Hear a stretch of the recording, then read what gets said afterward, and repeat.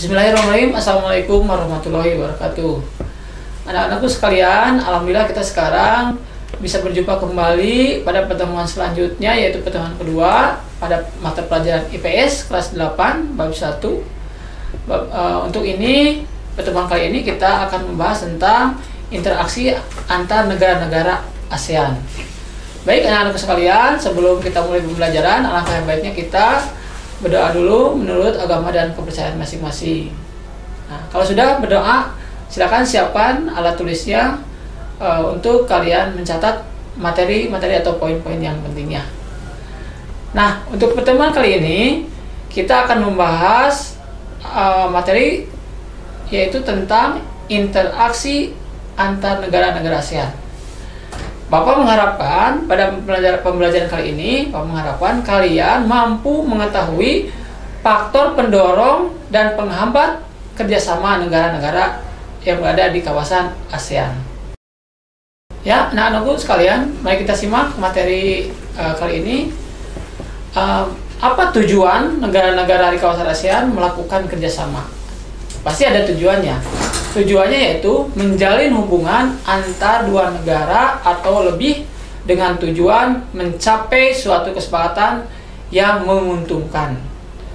Adapun kerjasama negara-negara ASEAN itu banyak bidangnya. Yang pertama ada bidang ekonomi, ada bidang sosial, ada bidang budaya, pendidikan, dan politik. Nah, baik. Apa saja faktor pendorong dan penghambat kerjasama negara-negara ASEAN tersebut? Mari kita yang pertama dulu, faktor pendorong kerjasama negara-negara ASEAN. Adapun faktor pendorong tersebut diantaranya: 1. Persamaan dan perbedaan sumber daya alam.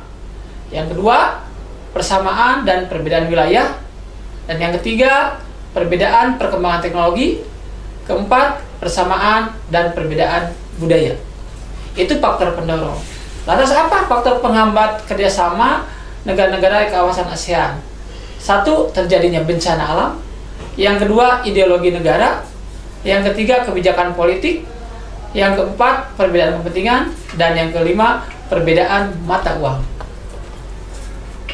Mari kita simak contoh bentuk-bentuk kerjasama antar negara ASEAN tersebut. Yang pertama tadi di bidang ekonomi. Apa contohnya kerjasama di bidang ekonomi? Yaitu kesepakatan ekonomi Indonesia, Singapura, dan Malaysia yang lebih dikenal dengan SIJORI, Singapura, Johor, dan Republik Indonesia.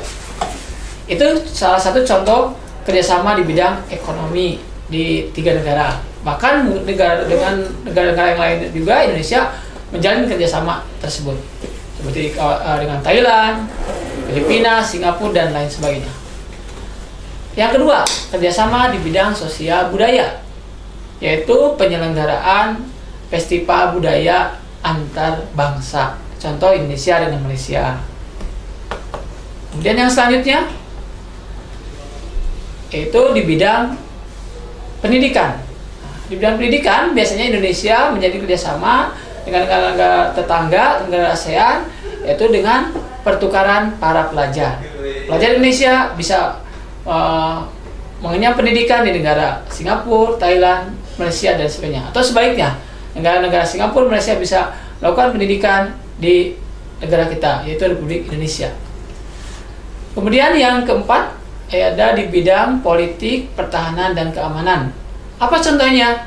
Contohnya yaitu bantuan tentara Indonesia di negara-negara yang berkonflik seperti negara Kamboja, dulu Filipina.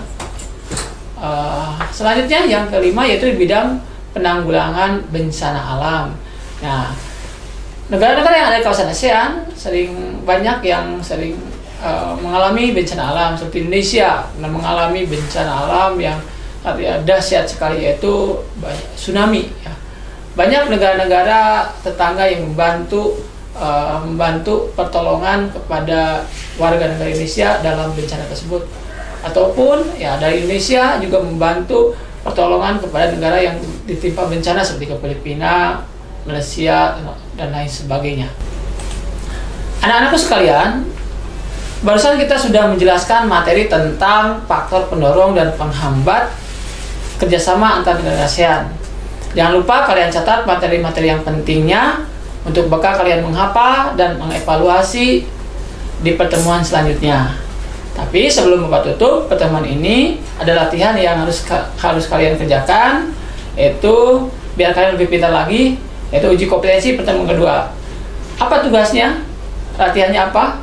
Dengarkan. Tugas yang harus kalian dicari yaitu sebutkan 5 bentuk kerjasama antar negara ASEAN di bidang sosial dan budaya, politik dan keamanan.